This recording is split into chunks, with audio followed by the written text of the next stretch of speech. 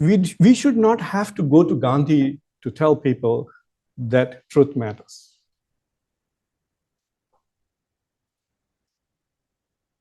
I think our humanity depends on truth. If we lose truth, we lose our humanity.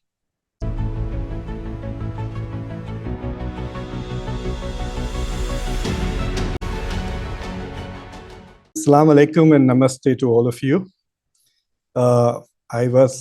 I'm very honored to be in the company of people here who I see that they are, every day that they speak in search of truth, they are demonstrating tremendous amount of courage. And I think, so I feel quite fortunate and blessed to be in your company. And so thank you very much for just being. You know, Ashutosh, Sheetal Saab, I listen to you all so frequently, and I'm amazed at how every day you show so much courage. I want to share a video of a superstar from India, and just listen to her. The Pandavas, everyone wanted them to win, right? And they said they're fighting for dharma and they're fighting. They bet their wife in a game. How is that morally justifiable?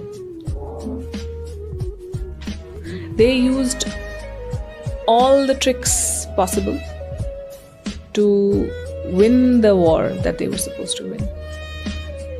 And yet they justified everything. कि कृष्ण उनके साथ थे और ये भी कर लो, ऐसे भी सब कुछ किया उन्होंने, और वो जीत भी गए, और वो they remain the good guys. How do you do that? When you set the narrative, when you're in control of the story, then you can do that. So the Pandavas, I was quite stunned when I listened to her. First of all, she starts with a critique of Mahabharata and the Pandavas. And to me, that was, okay, that's very gutsy. But what was interesting is that she critiques the Pandavas and then justifies what they did because they won. They indulged in lying and then they won. They used all kinds of tricks and they won. And that is what we have to do now. And that is what we are going to do. And this is the battle of narratives. Truth is irrelevant. It's not just that she's rejecting truth to advocate for a winning narrative. That's what she wants, a winning narrative. But she's also saying that being good does not matter. There is no connection between good and win.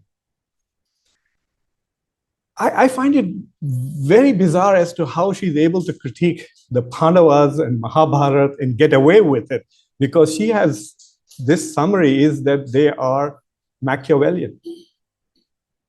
And Krishna is also Machiavellian, but all of this is justified because in the end, the victory justifies the means. And to me, that is exactly true of all societies today, that we live in a post-truth society. We live in post-truth societies. If you remember that, I forgot her name, the woman who was the campaign manager of Donald Trump, who said we have alternative facts. Remember, this was in 2017 or 18. So truth didn't matter. We have alternative facts. How can there be alternative facts? And so it's about constructing truth in a way in which your truth wins over somebody else's truth. This is the postmodern era. This is the postmodern era that we are already seeing. And in some parts of the society, postmodernity has taken over. And I think the most pronounced arena of postmodern victory is the media, that we have a narrative that wins. But I want to talk a little bit broader. I will leave to the journalists to talk about the role and ethics of journalism. But I want to talk about truth in public life, broadly speaking. I once met a social scientist in Sweden on a train, and we started talking, and I asked her what your research is? And she said, I study truth in government. I said, oh, you write about science fiction. She was like amused. She said, no, I don't live in America. I live in Sweden, and we have truth in our government. We trust our government. So what she did was she was doing a survey of trust. And the trust in the government depended on how truthful they thought their government was. And I said, what is that? She says, if it is 80, I'll start getting worried. It is above 80%. There is so much trust. It doesn't matter which party is in power. There is so much trust in the government. And you must understand that without truth in public life, you can't make good public policy.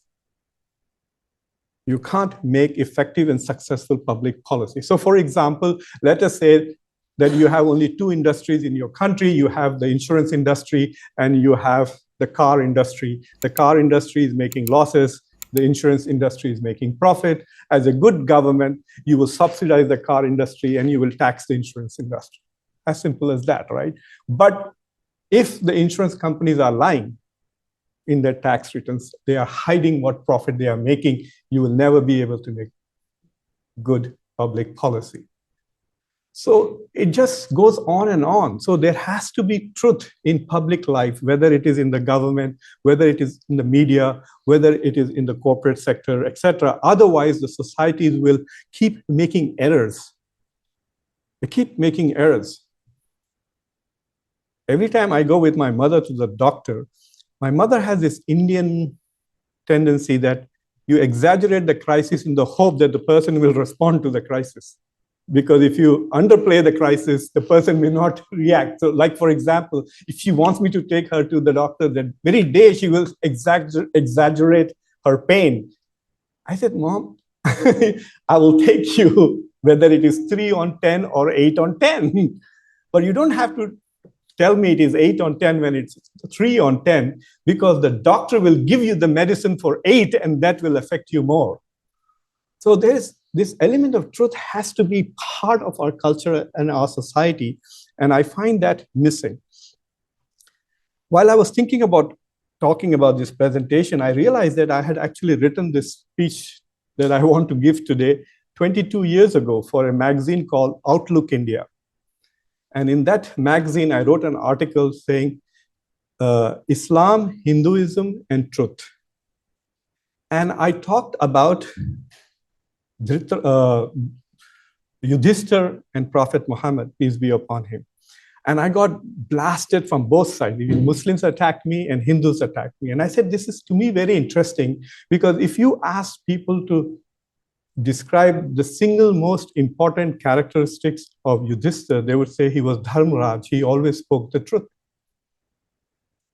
Yudhishthir was known for speaking the truth. So much so that when he lied to Dronacharya, his teacher, that Aswathama is dead, he slowly whispered the elephant. Apparently, his chariot for the first time touched ground. Until that, he did not walk on earth. He was walking in air because he was truthful. And then I said, Prophet Muhammad, peace be upon him, was considered Al-Amin, the truthful. He never lied.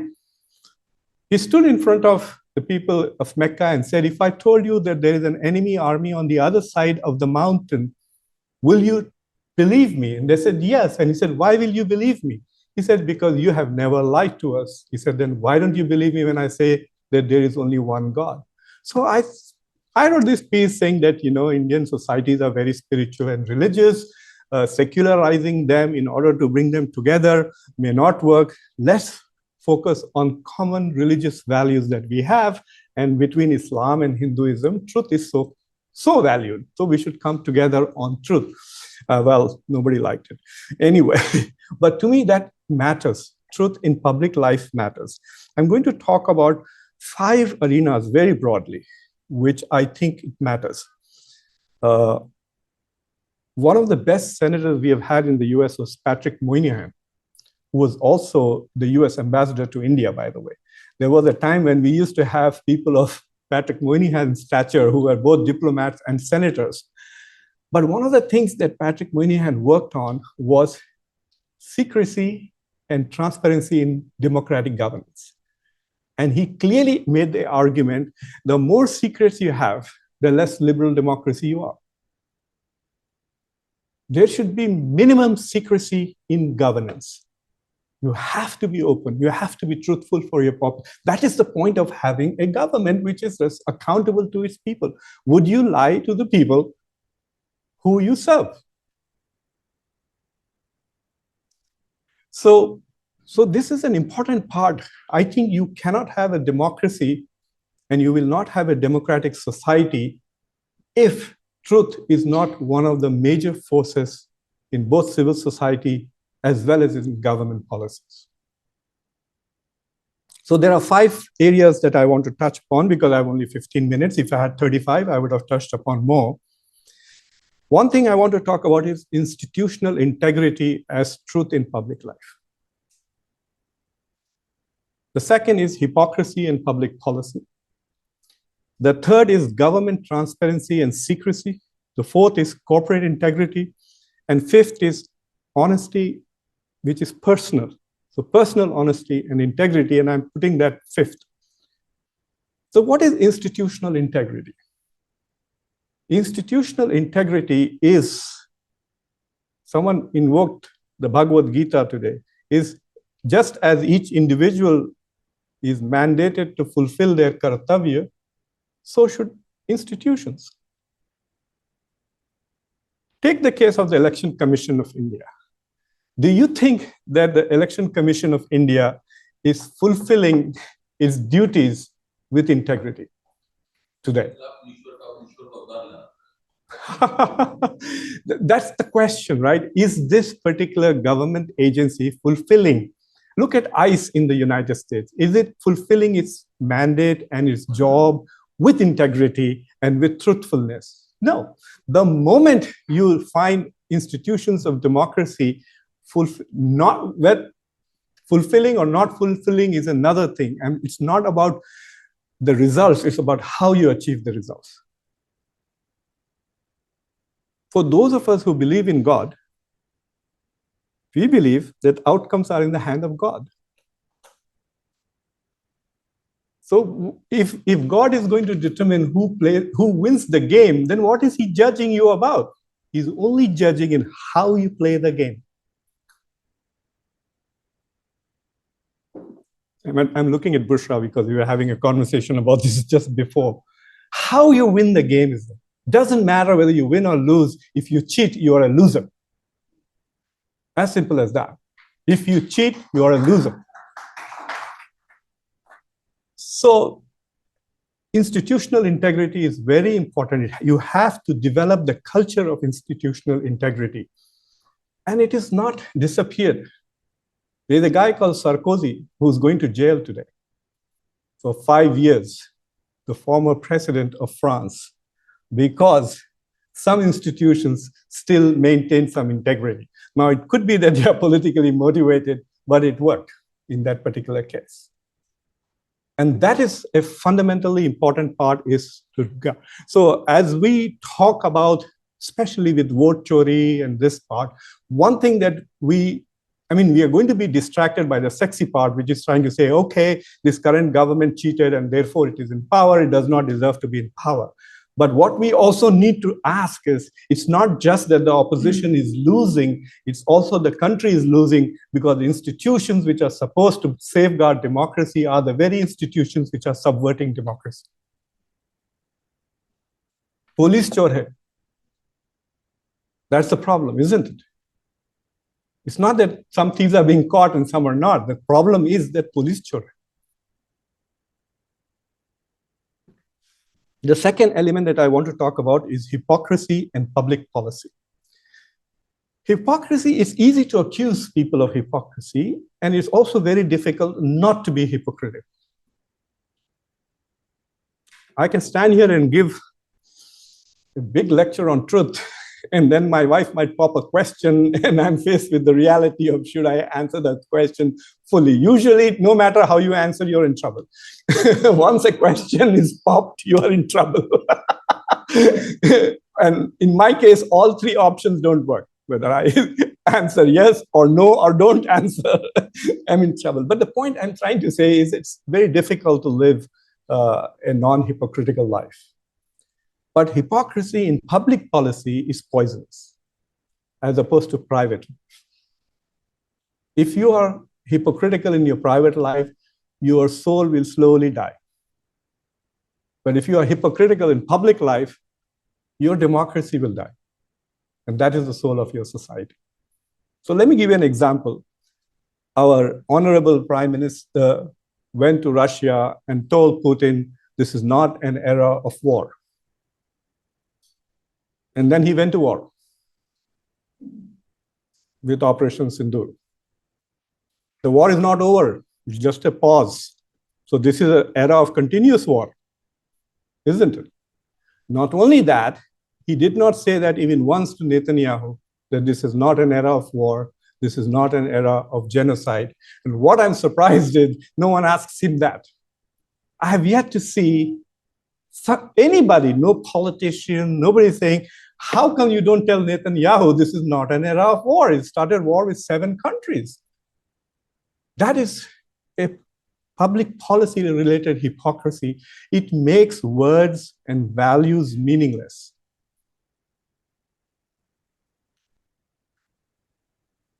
I'm just giving one example. I can give you many examples of this hypocrisy in public policy, even especially with our own country. The United States is probably a champion at this. So the government transparency and secrecy is another problem. People don't understand keeping secrets while you are in government is clearly lying in public. It's an absence of truth. Secrecy is, it's not like saying this is national security. I'm going to give, in this particular case, 2 examples which tells you as to how we have normalized moral depravity in government. So for example, in 23-24, the Indian government was accused of transnational repression, trying to kill people in Canada, in the US, and a lot of people were killed in India. When they speak in English, they deny this. They not only deny any responsibility for Nijjar's murder and the attempted murder of Panno, but they also say this is not our policy. And then the message is also sent to the public that ghar mein ghus ke marenge, and we did it. You know, the ghar mein ghus ke marenge is this. It is not about war. It's not Operation Sindoor, which is ghar mein ghus ke marenge. Ghar ke ghus mein marenge is about all those people who have died, including Nijjar and others who are being killed by the Indian government, and they're taking pride in it, and the public is quite proud of it. I've got into a lot of debates with a lot of people from India who say, how is this different from bin Laden's killing? I said, if you have not killed, why are we talking about it? You can make this analogy only first if you tell me you killed Nijjar, then we will do the comparison. If you have not done it, then there's no comparison at all. So I said, okay, I know you don't want to acknowledge it. So let me assume that you killed him. The only difference is that we release photographs and announce that we did it, and you didn't. When you deny something, it's because you're ashamed of it. And that is also an absence of truth in public policy. There is no transparency.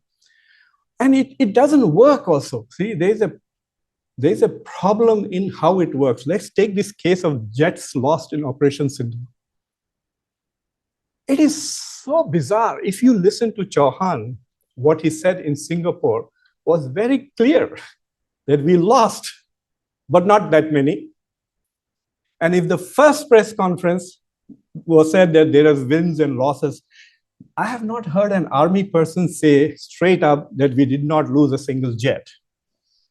Not only that, except for the chief, now I don't know what happened to him, he suddenly claims that we've shot down 5 Pakistani jets, but no army person has denied this specifically. That I don't understand what the point. The whole world knows this.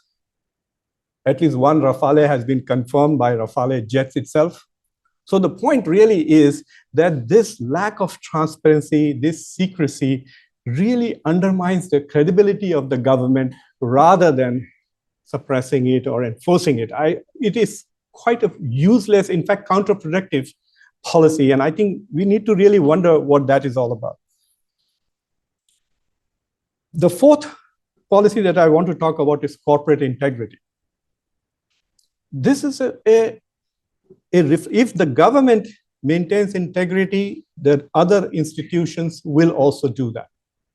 If the government is a lying government, then so will the corporate and so will the civil society be full of liars. Take this case that happened just 2 days ago. It's not clear whether TCS fired 12,000 or 80,000 people. It is, to me, quite shocking as to how they can. I can understand whether it's 12,000 or 14,000 or 10,000, that is the dispute. But you are not able to confirm whether you fired 80,000 people or 12,000. And if they indeed have fired 80,000, it's important that everybody knows that, because people who are trying to take entrance exams to become engineers may decide not to because there are no jobs in the future in computer science industries, etc. The government will have to make new policies. If they hide that data and in order to maintain their stock price, which is what it is all about, then it will lead to bad policies by the government, but also bad choices by citizens of the country too. And I think that can be very, very detrimental. The other one is the Hindenburg controversy. It exposed everybody as corrupt. The government is corrupt, the corporations are corrupt, and the institutions which are supposed to investigate them, including SEBI, everybody is, there's no way to describe this in English except in Hindi. Ek hammam mein sare nange. That's the best way to describe it. It's like shocking. And the worst part is that the public is not shocked. The public should have been completely outraged. Rather than that, they are taking this as a matter of national pride and defending corrupt people. So to me, this part of corporate integrity is extremely important because it's a reflection of both the society and the government. If you have a government of liars, if you have a government society of liars, your institutions, whether they are corporate or government, will be lying. In the last 20 years, twice I have forgotten my laptop in my class. And I work late at night. So at 2 or 1 o'clock, I look for my laptop and I'm like, oh no, I forgot. And I've gone back and I found it. Doesn't mean there's no crime in the US, but there's none in my university. We never check CVs in this country. Do you know that? Hardly ever check CVs. I don't have my degree. I don't have my PhD degree because I went off on vacation and missed my graduation. And I'm a full professor. I do have one, but no one has challenged me. No one has asked me. The university is not. They took my word when I said I graduated in 2000 from Georgetown, because they don't understand why I would lie about that. They do not understand why I would lie about that. And yes, there is lots of lying. We have a president who lies every day, but that doesn't mean that we have normalized lying. We fact check him every day. And my final example is that of personal integrity. So truth has many forms. It's not just about stating false facts. Truth is not, it's not just so for example, when Mahatma Gandhi talks about satyagraha, it's a struggle to speak the truth, but it's also a struggle to live the truth. So it's not just a spoken thing to speak and lie. Sometimes you can be silent and be truthful, and sometimes you can be silent and you're a liar. So the example that I want to give is of our honorable Prime Minister in the election in 2024 said, if Congress would win elections, then they will take your Mangal Sutras and give it to Muslims. They have Mangal Sutras. Muslims also wear, they wear the Kali pot or something in India. But to me, what was interesting was that, this is a country of Vishwa Gurus, right? So all the Vishwa Gurus are sitting and listening to this talk. Didn't they know at that time that there was a Congress government in Karnataka and there was a Congress government in Telangana and nobody had lost their Mangalsutras? And no apology by anybody. To me, that shows that there's something poisonous and something very unhealthy in the public sphere, that these things can happen. To me, that is the absence of truth. That is the absence of what we call as Gandhian virtues, etc. We should not have to go to Gandhi to tell people that truth matters.